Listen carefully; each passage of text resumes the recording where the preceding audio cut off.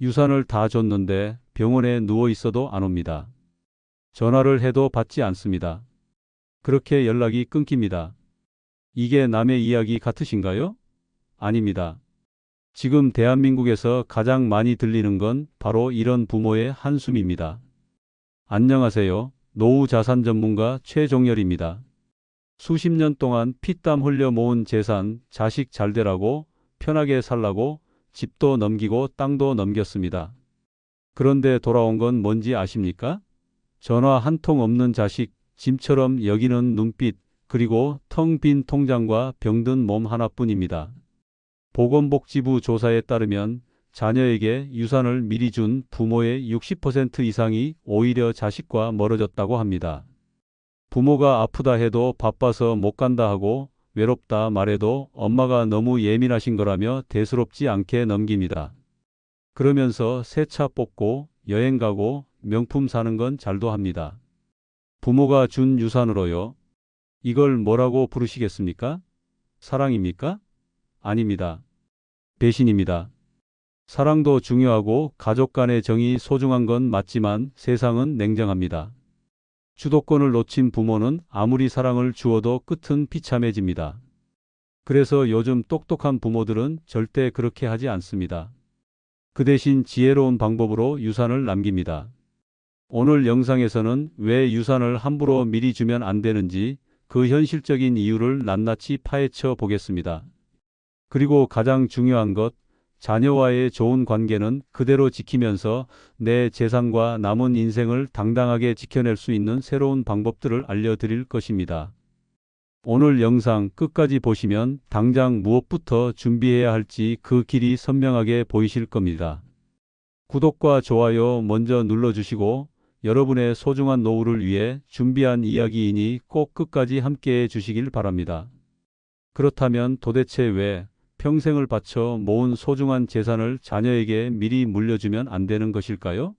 하나씩 짚어보겠습니다. 가장 먼저 재산을 전부 주고 나면 내 자신이 없어집니다. 이것은 단순히 돈이 없어진다는 의미가 아닙니다. 내 이름으로 된 집 한 채, 내 이름으로 된 통장이 있다는 것은 단순한 재산을 넘어 지난 수십 년간 내가 치열하게 살아온 삶의 증거이자 자존심입니다. 그런데 이것을 모두 자녀에게 넘겨주는 순간 나는 더 이상 경제적으로 독립된 주체가 아니라 자녀에게 의존해야 하는 존재가 되어버립니다. 당장은 자녀가 매달 꼬박꼬박 용돈을 챙겨줄지 모릅니다. 하지만 내가 내 돈을 쓸 때와 자녀에게 돈을 받았을 때의 마음가짐은 하늘과 땅 차이입니다. 친구들과 밥 한 끼 먹는 것, 손주들 용돈 한 번 주는 것마저 자녀의 눈치를 보게 되는 순간 내 삶의 주인은 더 이상 내가 아니게 되는 것입니다. 실제로 70대 한 어르신은 아들에게 집과 예금을 모두 물려주고 매달 100만 원씩 생활비를 받기로 했습니다. 처음 몇 달은 약속대로 돈이 들어왔지만 아들의 사업이 어려워지자 생활비는 50만 원으로 줄었고 나중에는 그마저도 끊겼습니다. 결국 그 어르신은 자식 집에 얹혀 살며 매일 눈칫밥을 먹는 신세가 되었다고 눈물로 호소했습니다. 이것이 바로 재산을 넘겨주는 순간 내 인생의 주도권을 함께 넘겨주게 되는 냉혹한 현실입니다. 둘째로, 자녀들은 고마움보다 거리감을 먼저 느끼게 될 가능성이 높습니다. 우리는 재산을 물려주면 자녀들이 평생 고마워하며 더 잘할 것이라고 기대합니다. 하지만 안타깝게도 현실은 다릅니다. 재산을 받는 순간 자녀들은 그것을 당연한 자신의 권리로 여기기 시작합니다. 심리학적으로 이를 소유효과라고 부릅니다. 일단 자기 것이라고 생각하게 되면 그것을 받기 전에 감사한 마음은 눈 녹듯이 사라지고 오히려 더 받지 못한 것에 대한 아쉬움과 불만이 싹트기 시작합니다. 예를 들어 아들에게는 집을, 딸에게는 상가를 물려줬다고 가정해 봅시다. 아들은 집값이 오르지 않는데 딸의 상가 월세는 계속 오르는 것을 보며 부모가 자신을 차별했다고 생각할 수 있습니다. 형제 자매 간에 받은 재산의 가치를 끊임없이 비교하며 서로를 시기하고 질투하게 되고 결국 부모를 원망하는 상황까지 벌어지는 것입니다. 고마움은 아주 잠시뿐이고 그 뒤에는 더 길고 깊은 갈등의 골이 파이기 시작합니다. 부모의 재산이 오히려 형제 간의 우애를 갈라놓는 비극의 씨앗이 되는 경우가 너무나도 많습니다. 셋째로, 부모가 아프거나 약해졌을 때 자녀의 진심이 드러납니다. 건강하고 힘이 있을 때는 자녀들도 부모에게 잘합니다. 하지만 부모가 병들고 늙어 더 이상 기댈 곳이 없다고 생각되는 순간 그들의 태도는 180도 달라질 수 있습니다. 재산을 모두 물려받은 자녀의 입장에서는 이제 부모에게 더 이상 받을 것이 없다고 생각하게 됩니다. 오히려 아픈 부모는 돌봐야 할 짐처럼 느껴지기 시작합니다. 병원비와 간병비 부담을 서로에게 떠넘기며 다투고 부모님을 요양원에 모시는 문제를 두고도 자기들끼리만 의논하고 결정해 버립니다. 내가 내 돈으로 내 병원비를 내고 내가 원하는 방식으로 노후를 보낼 권리가 있었음에도 불구하고 재산을 미리 넘겨주었다는 이유만으로 모든 결정권이 자녀에게 넘어가 버리는 것입니다. 슬프게도 많은 사례에서 재산을 미리 받은 자녀일수록 부모의 병간호에 소홀했다는 통계가 있습니다. 이것은 결코 자녀들을 탓하려는 것이 아닙니다. 인간의 본성이 그렇다는 것을 인정해야만 우리가 더 현명한 결정을 내릴 수 있다는 뜻입니다. 마지막으로, 법적으로는 재산을 넘겼지만 부모의 마음은 그렇지 않다는 것입니다. 서류상으로는 자녀의 이름으로 등기를 이전했지만 부모 마음속에는 여전히 내 집이고 내 땅이라는 생각이 남아 있습니다. 그래서 자녀가 그 재산을 마음대로 처분하려고 하거나 담보대출을 받으려고 하면 섭섭한 마음이 들고 갈등이 생깁니다. 하지만 법적으로는 이미 완벽한 자녀의 소유이기 때문에 부모가 이를 막을 방법은 없습니다. 마음은 내 것인데 현실은 내 것이 아닌 이 괴리감 속에서 부모는 깊은 상실감과 무력감을 느끼게 됩니다. 자녀는 부모의 간섭을 부담스러워하고 부모는 자녀의 행동에 서운함을 느끼며 관계는 점점 더 악화될 뿐입니다. 그렇다면 자녀와의 관계도 지키면서 재산을 줄 수 있는 방법은 없는 것일까요? 물론 있습니다. 요즘 똑똑한 부모들은 바로 이 새로운 유산 전략들을 적극적으로 활용하고 있습니다. 첫 번째 전략은 바로 조건부 증여입니다. 이것은 단순히 재산을 주는 것을 넘어 부모의 사랑에 자녀의 책임을 더하는 아주 현명한 방법입니다. 쉽게 말해 재산을 증여하면서 몇 가지 조건을 문서로 명확하게 남기는 것입니다. 예를 들어 아들에게 아파트를 증여하면서 매달 부모에게 100만 원의 생활비를 지급해야 한다, 또는 부모가 아플 경우 병원비와 간병을 책임져야 한다는 조건을 거는 것입니다. 만약 자녀가 이 조건을 이행하지 않으면 증여했던 재산을 다시 돌려받을 수 있습니다. 이것을 부담부 증여라고 하는데 법적으로 완벽하게 효력이 있는 계약입니다. 중요한 것은 이 모든 과정을 구두 약속이 아닌 반드시 변호사나 법무사를 통해 서면으로 작성하고 공증을 받아두어야 한다는 점입니다. 이렇게 문서를 남기는 과정이 자칫 자녀를 믿지 못하는 것처럼 보일까 걱정하실 수도 있습니다. 하지만 이것은 불신이 아니라 서로의 책임과 의무를 명확히 하여 미래에 발생할 수 있는 오해와 갈등을 미리 막는 최소한의 안전장치입니다. 오히려 자녀에게는 부모를 부양하는 것이 당연한 도리이자 책임이라는 것을 명확하게 인식시켜주는 긍정적인 효과도 있습니다. 두 번째 전략은 공증 유언장을 작성하는 것입니다. 말로만 남기는 유언은 아무런 법적 효력이 없습니다.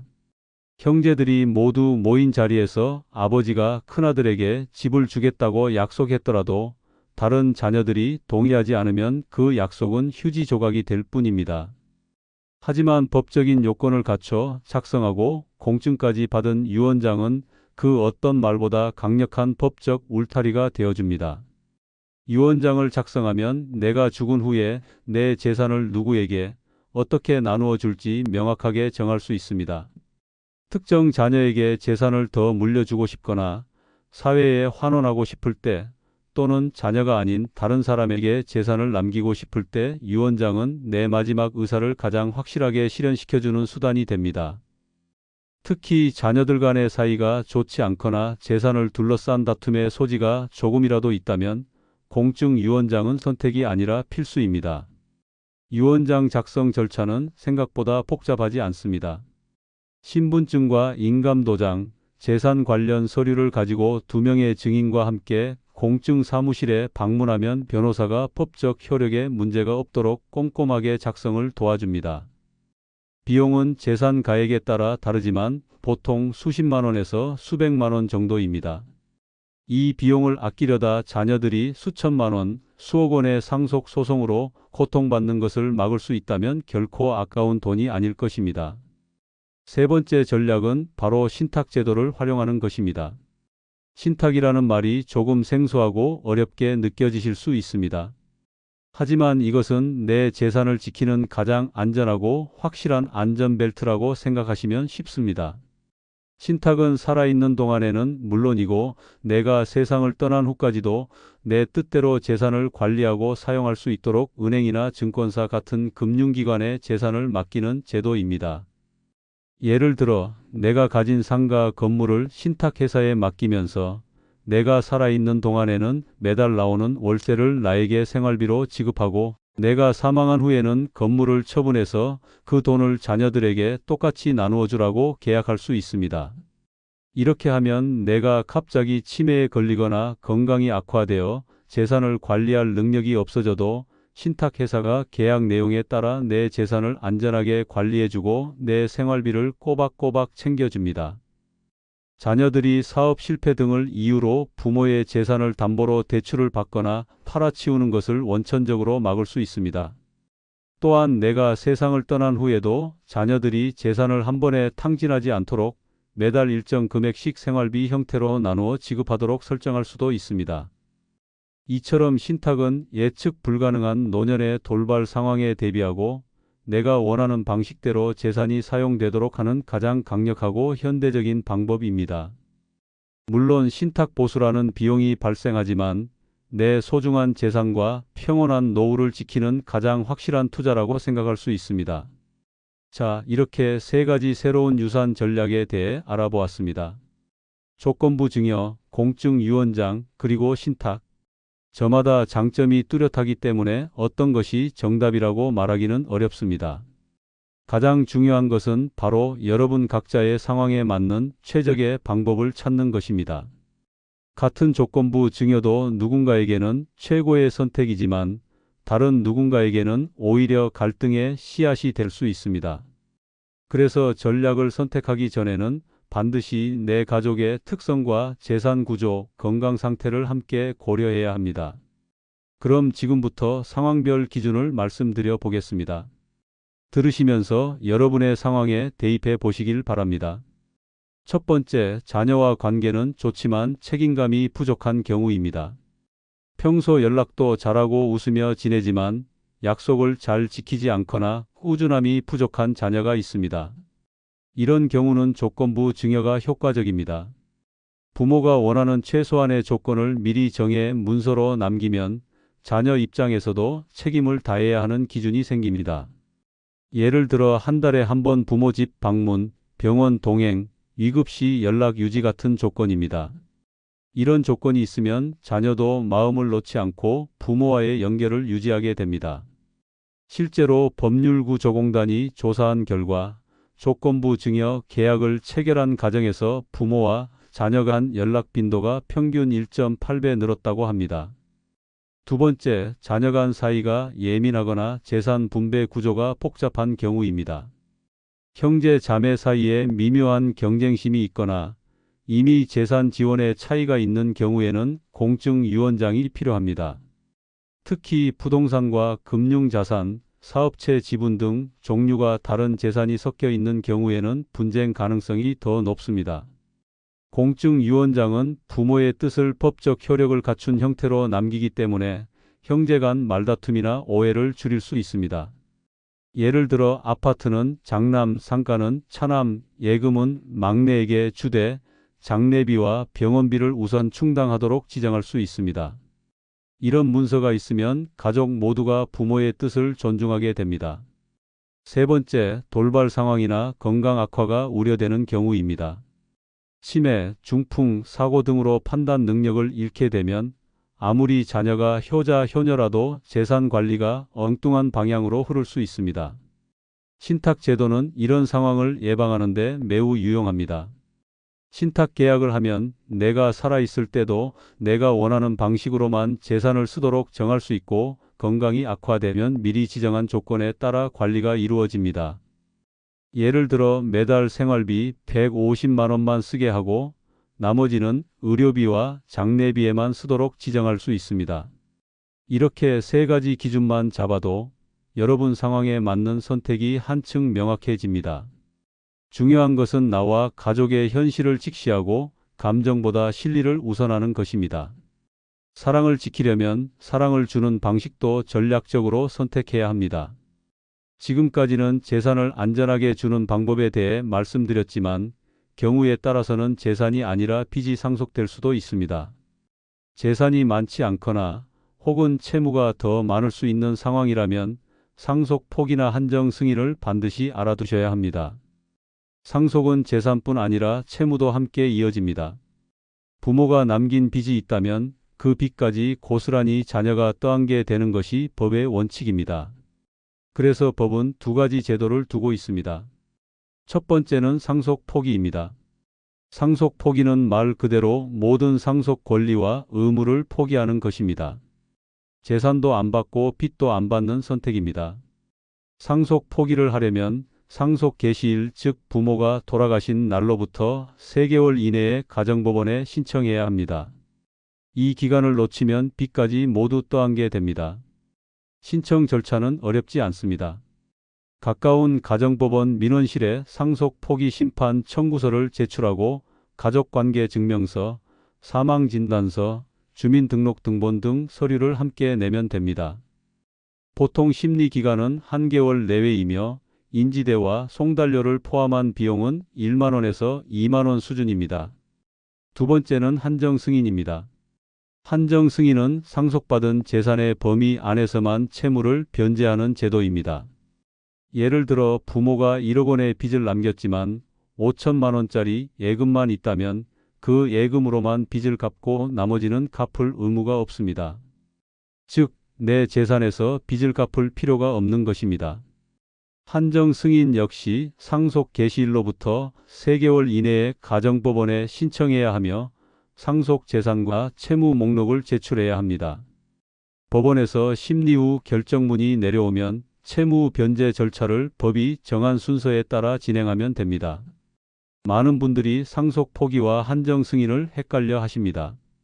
간단히 정리하면 상속 포기는 재산과 빚을 모두 포기하는 것이고, 한정 승인은 재산은 받고 빚은 받은 재산 범위 내에서만 갚는 것입니다. 어느 쪽이 좋을지는 상황에 따라 다릅니다. 예를 들어 부모가 재산보다 빚이 많은 경우에는 상속 포기가 안전하고 재산도 빚도 함께 있는 경우에는 한정 승인이 더 유리할 수 있습니다. 주의할 점도 있습니다. 상속 포기나 한정 승인을 하면 그 순위 다음에 상속인에게 권리와 의무가 넘어갑니다. 예를 들어 자녀가 상속을 포기하면 손주나 부모의 형제 자매가 상속인이 됩니다. 그래서 가족과 충분히 상의한 뒤 진행하는 것이 필요합니다. 실제 사례를 하나 들어보겠습니다. 경기도에 사는 김영수 씨는 아버지가 돌아가신 뒤 1억 원이 넘는 빚이 있다는 사실을 뒤늦게 알게 되었습니다.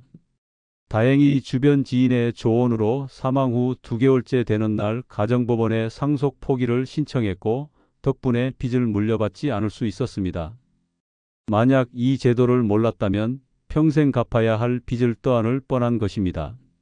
이 제도들은 절차가 정해져 있고 기한이 짧기 때문에 미리 알아두는 것이 중요합니다. 법무사나 변호사 상담을 받으면 서류 작성과 제출을 훨씬 빠르게 진행할 수 있습니다.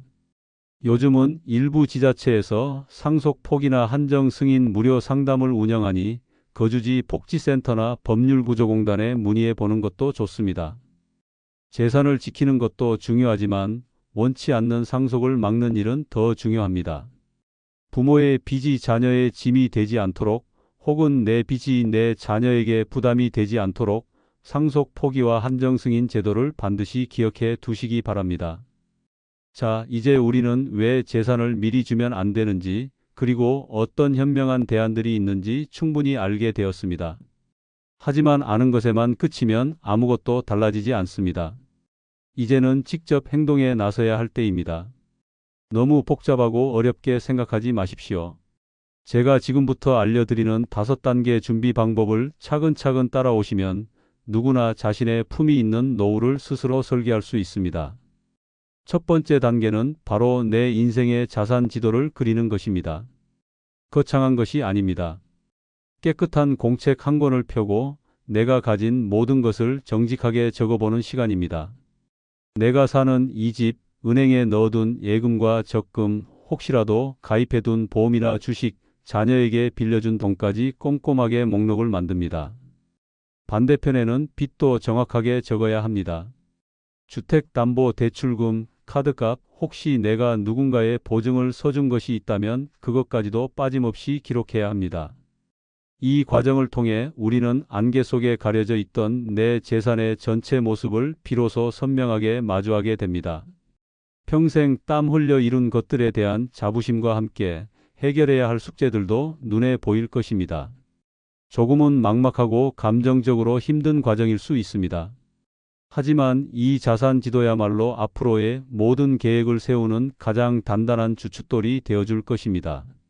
두 번째 단계는 나의 건강 상태와 미래의 돌봄 가능성을 냉정하게 점검하는 것입니다. 우리는 모두 건강하게 오래 살고 싶지만 시간 앞에서는 누구도 장담할 수 없습니다. 지금 나의 건강은 어떤지, 고혈압이나 당뇨처럼 꾸준히 관리해야 할 병은 없는지, 그리고 우리 부모님은 어떤 병으로 고생하셨는지 가족력까지도 생각해 보아야 합니다. 그리고 가장 중요한 질문을 스스로에게 던져야 합니다.